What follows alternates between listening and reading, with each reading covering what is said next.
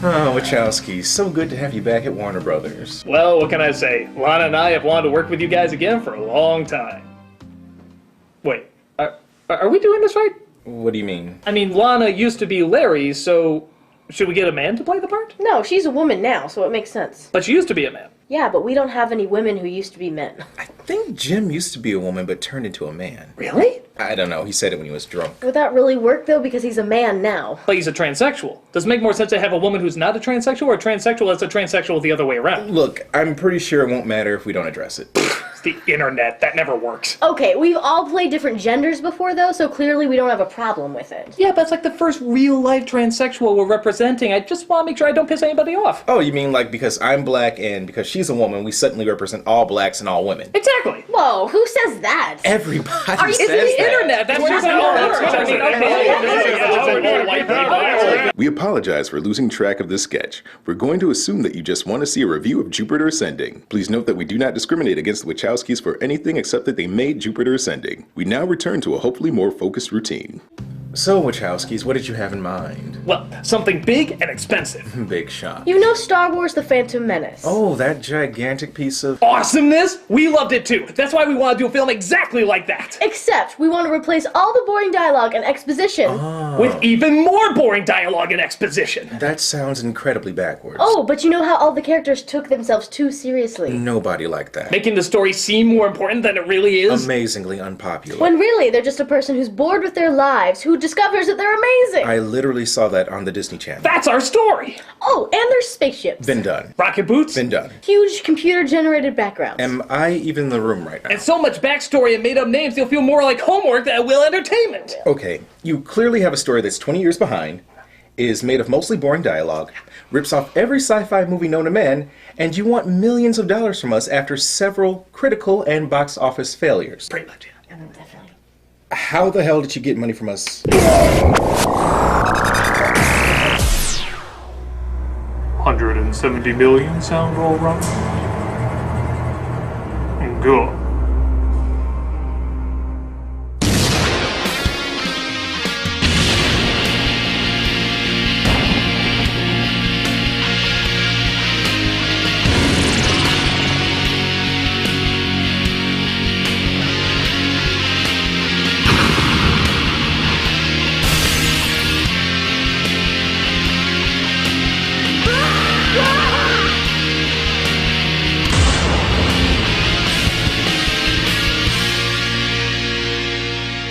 Hello, I'm the Nostalgia Critic guy. Remember it so you don't have to. What does it take to make a great epic? Oddly enough, the answer might not be as complicated as you think. Introduce character or characters, make them interesting and identifiable, and put them in a challenging journey that will alter who they are by the end of the story. Some do this well, others not so much, but most would agree those are the essential elements. But then you get the writers who think it should be focused on other elements, like complicated details and backstories, made-up names that sound cool in some environments but fucking ridiculous in others. Jupiter, help, please. Giant fake explosions over giant fake landscapes with people going, ah! And of course, people looking really, really serious and never smiling once because we can identify with them easier that way. Sadly, some writers out there think this is what makes a big epic, and the Wachowskis are a perfect example of that. Yeah, I know I picked on them a lot recently, but I'm sorry, it's just too damn easy. They keep making the same mistakes over and over. These are people so convinced that they can do epics well that they tried to make a cartoon about a car, a boy, and his monkey epic. They made up their own bullshit language to look important, even though nobody could follow what the hell they were saying. And of course, they spent over $170 million on one of their biggest bombs ever, Jupiter Ascending.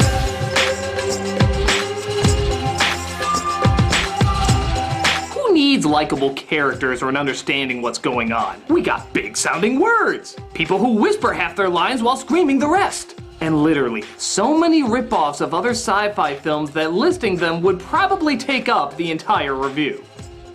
So I am officially setting up a side pot of annoyance, just to go over all the movies this film is obviously ripping off while I go through the review. It's the Wachowskis, so you know there's a lot to get through. Let's take a gander at Jupiter Ascending. The movie opens with a narration from our main character, played by Mila Kunis. Technically speaking, I'm an alien. Shut up, Meg.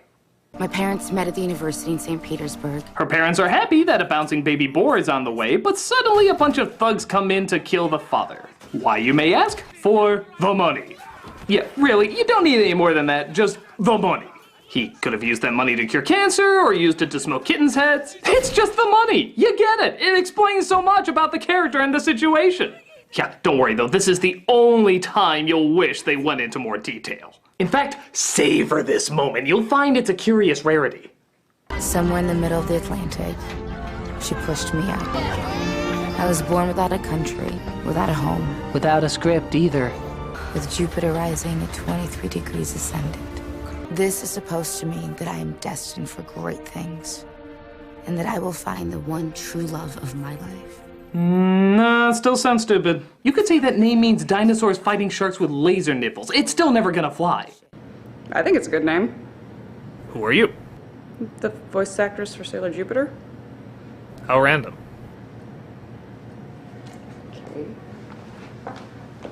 So naturally, a beautiful woman named Jupiter gets the only job a beautiful woman named Jupiter would get. Janitor. I hate my life. If only high-paying jobs favored hot people. We then cut to, I think, bounty hunters who are looking for... You know what? I'm just gonna play a game with you. It's called Try to Care. No, really, just listen to these clubbing fry guys for a couple seconds and see if you can give a shit to what's going on. Really try. Try to get invested. Another hunter. Index Legion. He was a skyjacker. How'd you know that? The boots. There was a hunter in the Legion to track a single gene in the Gaia. You see? It's impossible. They're just saying stuff. Not speaking dialogue, saying stuff. There's a big difference. They're just trying to say important sounding exposition that we've heard in a million films before. There's nothing original about it. Gee, are they all gonna fire the guy and miss too? Note to self, stop asking if stupid stuff will happen, because then stupid stuff will happen. Well, at least he has his episode 1 shield while reenacting the Masters of the Universe movie. Up, that's what the side pod is for, keep it focused. We then cut to... Well, I would have said Rivendell, but both work, as we're introduced to one of our villains named Balaam, played by Academy Award winner Eddie Redmayne. I have not crossed the vastness of space for your pleasantries, Mr. Knight. A decision we're rapidly regretting. I'm not even kidding. This is how he sounds throughout the entire film. What was necessary to rule? I want Miss Dunley be found. Double our security deployment destroyed. You will confess your genetic incapacity. It's incredible. It's like we're listening to the fucking God Pigeon. The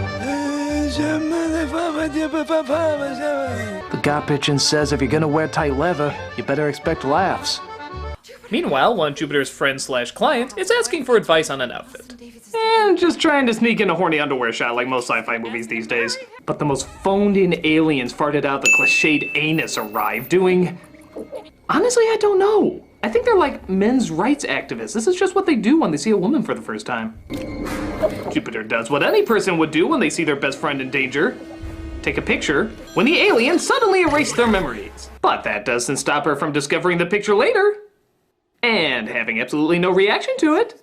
Oh, just another night of anal groping by unknown life forms at my BFFs. Or as I like to call it, Tuesday. But Jupiter can't think of this now, as she's going to a fertility clinic to get some extra money to buy a telescope. No, really, that's one of the subplots. Why is it that you get 10 grand and I get 5? I mean, they're not your eggs. That's capitalism, babe. Profits flow up. And just to be clear, this is the comedic part of the film, folks. Get it? Where the aliens attack again, even though they probably could have just done this the last time they saw her.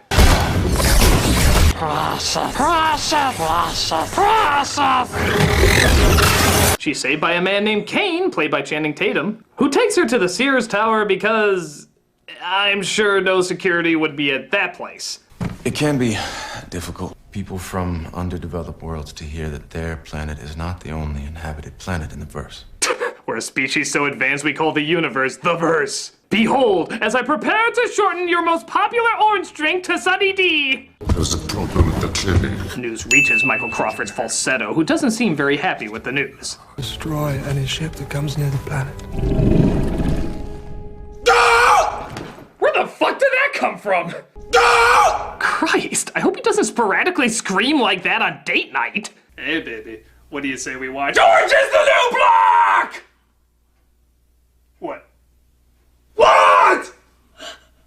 Tatum tells her that she is needed elsewhere in the verse. And they almost have what I guess is a romantic scene, but we don't really know anything about these characters, therefore you can't feel any chemistry. So I'll just point out how they're ripping off Superman Returns. But hey, at least we now know somebody watched Superman Returns. But more Callista Flockhart aliens are on the prowl, and they have actually a pretty decent chase throughout most of Chicago. But it goes on for so fucking long that you wish they would bump into better Chicago action scenes. Look out for the Joker!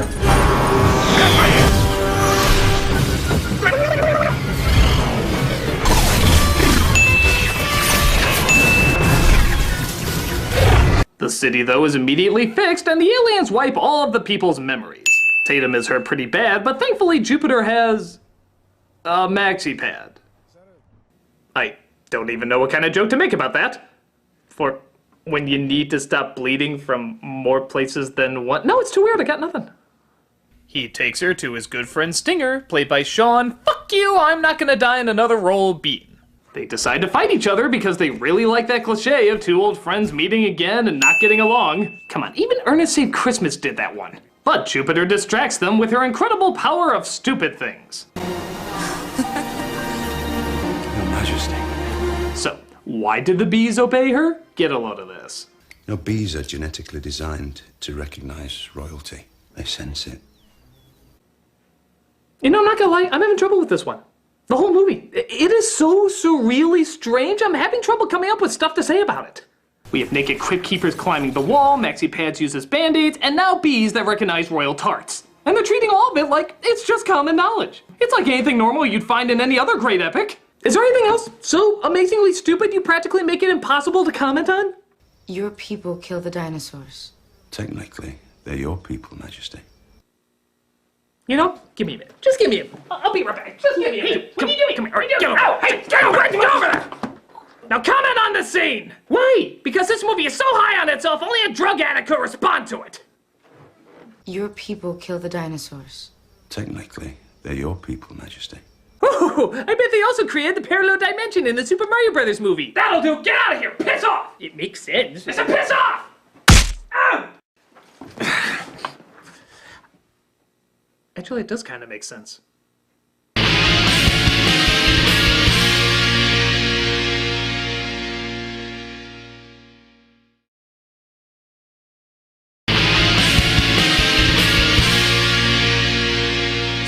I hope you really like someone asking a question and someone else answering it, because you're in for a great big fuck of it. You had wings? Bioneural synaptic prosthetic the military could buy. Why won't those human beings share things like this? Sharing has never been the strong suit of your species. Is he mad at me? The splicer that bred him had to sell him to the Legion for a loss. Ugh, I don't care. Next scene. Why did he get court-martialed? It's actually entitled. I don't care. Next scene. Do you know what this will do? I don't think that most people... Oh my god, how many questions does this bitch have? A dangerous human predator called Sargon. Obviously before any colonization or resource development could be done safely to your planet. A large-scale extinction. You know, this is like instead of experiencing the awesomeness of Lord of the Rings, you're instead forced to hear the appendix throughout most of it. Helm was brought from the Hornberg and laid in the 9th mound. Ever after, the white Cymbeline grew there most thickly, so that the mound seemed to be still dry. Listen. If you do not stop, I shall be forced to close the book and do something awesome. I wouldn't do that to you. When Fairlife died, a new line of mounds was begun. Suddenly, oh no! Something not talking related is about to happen. They're here. Take your shirt off and let's get going. They try to outrun the intruders by fleeing into the fields. Not the bees! Not the bees! Oh, they're in my eyes! My obviously not royal eyes! But they manage to grab her and take her away while... So remember, folks, the next time you see a crop circle in a cornfield, it's not a bunch of pretentious attention seekers who could be doing something better with their time. It's the Wachowskis. So she's taken, apparently, to a safe part of the verse, where the person who demanded her kidnapping seems surprisingly not harmful. I'm Critic. Jupiter Jones. Stop the film. Stop the film. She is not named Jupiter Jones. It's impossible. It is actually a mental impossibility for anyone to give someone a goddamn idiotic first and last name like that and expect to be taken seriously. Do you not have that alarm in your head? I don't know if you know this, but every human being has an alarm in their head to prevent something like this from happening. So if you're saying like a keyboard and typing, oh, I don't know, something like Jupiter Jones, this little alarm goes off saying, fucking stupid, stop! Fucking stupid, stop! Hell with it. I'm just calling her Duck Dodgers. I honestly can take that fucking name more seriously than Jupiter goddamn idiot Jones. Unless she's a space cowgirl with a laser lasso riding a rocket horse, that name will never work. Call me when you name her Mercury Moxie. So the ruler of this realm tells Duck Dodgers that she is the reincarnation of her mother, and that it's Dodgers' responsibility to be queen once more. There, I said that in one sentence. Why does it take the movie 10 minutes to explain that? Genes have an almost spiritual significance. They are the seeds of our immortality. When the exact same genes reappear in the exact same order, it is for us what you would call reincarnation. My mother was born before your first cities were built. The difference between us is our knowledge. This movie is like school. I'm in fucking school! It's common for people in the first estate to leave a trust for any potential recurrence. Right now, Balem owns the title to Earth. Once you claim it, the Earth will belong to you. Mr. Critic? What? What did we just say? Oh, government, space gargoyles, live long and prosper? See me after class. Oh. They try to break up the scene a bit by showing Tatum busting in to save her, but even that doesn't seem to get in the way of their fucking talking. Well made, by the look of it. He has contacted the Aegis. I got a gun. They are entering orbit now. It's pretty badass. Excellent. I had planned to take you myself. Okay, I killed a lot of guards. In honor of their memory, you should at least turn and acknowledge that I'm here. Tatum finds out her kidnappers aren't evil, thus him and Duck Dodgers share what I guess is a romantic moment as he talks about his wolf-like qualities. I'm a splice. You don't understand what that means, but I have more in common with a dog than I have with you. I love dogs. I've always loved dogs. Not that I want to rewind anything in this movie, but could we hear that line again? I love dogs. I've always loved dogs. Okay, this is a new breed of dumb. Like, this is kind of a discovery. If you were to take the pretentious awkwardness of Shyamalan and mix it with Uwe Boll's incomprehension of reality, you would have this brand new species of fuckery. We are tampering with terrible that has never been tampered with before. We are witnessing the birth of new dumb. It's actually kind of beautiful. Could you say that line again as if you're verifying that you wrote an actual funny line? I love dogs. Huh. It's actually bringing a tear to my eye. Is there a way to put you in a frame, movie? So you'll be happy to know that all that talking and exposition has been building up to something even more exciting than that. Standing in line and filling out paperwork. Yeah. For reals, they have to authenticate her title as queen, which involves them waiting for hours and filling out various forms. Now, to their credit, this scene is more an homage to the sci-fi classic Brazil than it is a ripoff. I know this not only from a similar visual style and tone, but also having its director Terry Gilliam cameo and even quoting an exact line of techno jargon. You are in direct violation of statute 27B/6. Have you got a 27B/6? But even that goes on forever! You can practically count your brain cells popping every second it's on screen!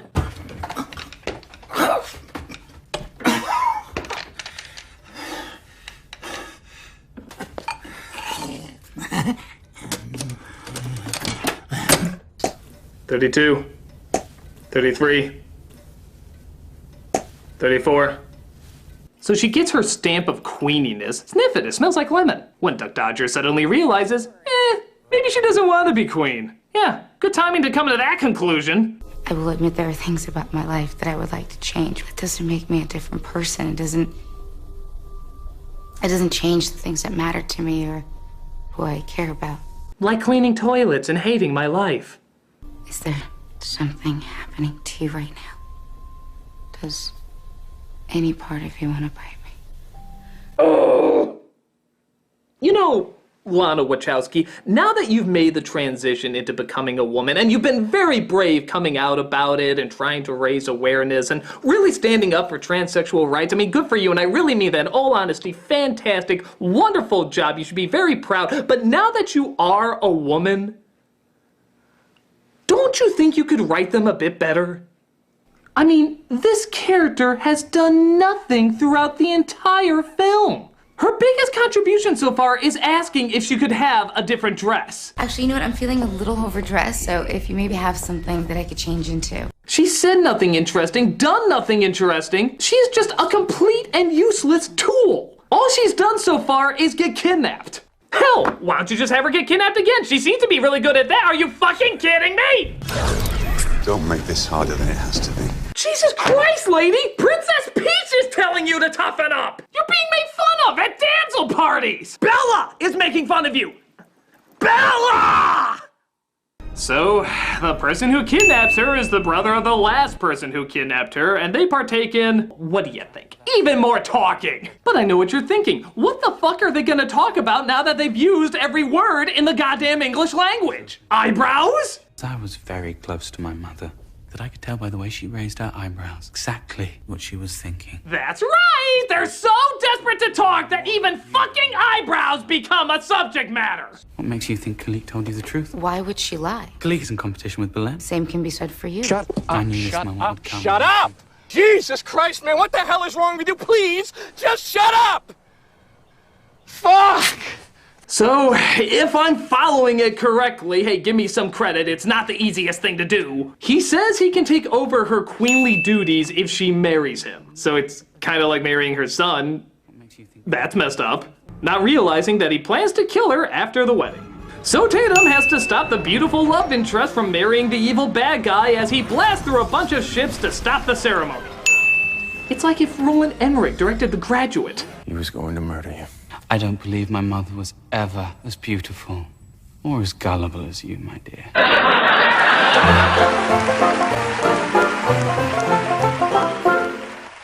Well, that was a complete waste of time. What are we gonna do now?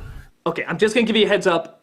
You need to be sitting down for this. I'm not even kidding. If you're standing up or you're walking, look at this on your phone or a tablet or something like that, you need to sit down. Because this is actually kind of amazing. It's actually kind of beyond belief what they do next. Are you ready? Are you sitting down? You comfortable?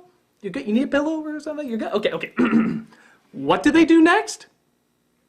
The exact same goddamn thing again. By Jesus, I wish I was joking. Honest to cock, it's beyond belief. But they literally repeat the exact same storyline that they just told us. Duck Dodgers again is kidnapped. A brother of the first kidnapper is again the one that does it. He wants to get his hands on her through some legal ceremony, and Tatum once again has to come in to save her. The only difference is this guy wants to destroy all life on Earth and has kidnapped her family to force her to say yes, but aside from that, the following 20 minutes is an exact carbon copy of the last 20 minutes. Oh my God. I should be angry. I should be fuming with rage that they actually thought they could take the exact same plotline they just fucking gave us and give it to us again, insultingly thinking that we somehow wouldn't notice. But at this point, it doesn't matter. I am watching Valhalla fall. It's so grand in its destruction, so puzzling in its death, so divine in its failure, that it really is a mind-blowing spectacle to behold. It is beautiful and heinous all at the same time. An incredible mixture of birth and Armageddon. All we need to top off this explosion of mediocrity is a performance so bad it will be our Brunhilde riding the winged horse into the flames. Eddie, will you be our Brunhilde? My mother taught me. By killing people? I create life! Thy will is done. Yep, the majority of this final act all belongs to him. And by God does he do well at whispering that final nail into position and screaming it down into the coffin. It is quite literally a miracle of bad. My mother made me understand that every human society is a pyramid. Is that why you killed her? How dare you! You know, as entertaining as he is, I really do have to ask, how could this performance come from an Academy Award winner? You don't understand, Critic. It's so I could join the League. The League? Yes, the League of Good Actors who give one batshit crazy performance. What, that's a thing? Oh yes. Every talented actor has to give at least one totally awful performance in their lifetime. Remember Jeremy Irons from Dungeons & Dragons? I've won so many awards, it doesn't matter what I do. Or how about Glenn Close from 101 Dalmatians? Oh, it's worth losing your dignity if you get to do an evil laugh. That's what drew me to it. Michael Sheen? Only to those who nominated me for Frost Nixon, but to the rest of the world, I'm that crazy ass from Twilight who went. Speaking of actors who were in Frost Nixon. Oh, Frank Langella, you're in here too? Yes, in one of my favorite roles as Skeletor. Because, as we all know, the higher the screen, the higher the paycheck!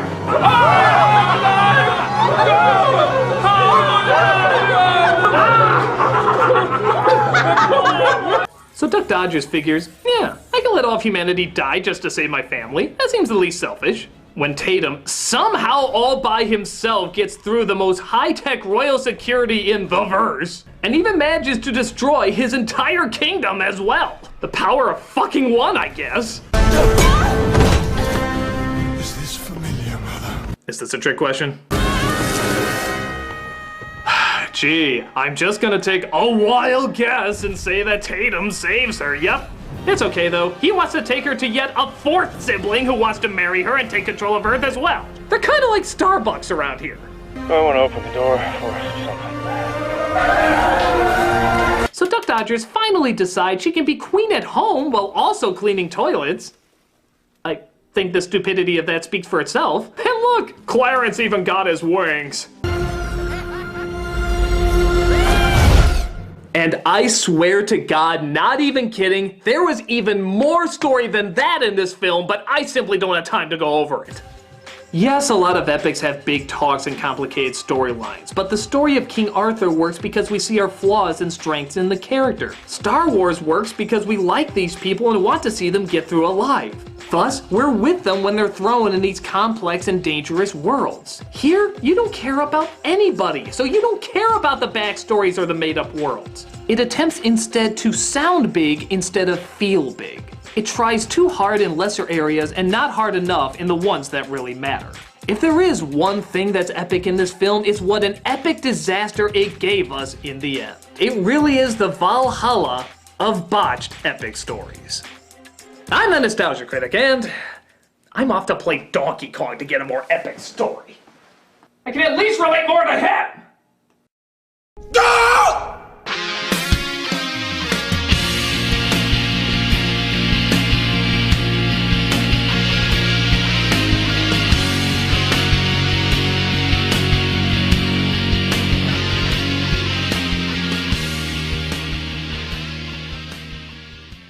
Now give me party, you're very party, you're Jupiter. Oh yes, oh I love it, oh yes. Now take an hour to turn into your outfit. Yes, there you go, there you go. No, this isn't working, you're fired. I love dogs, I've always loved dogs.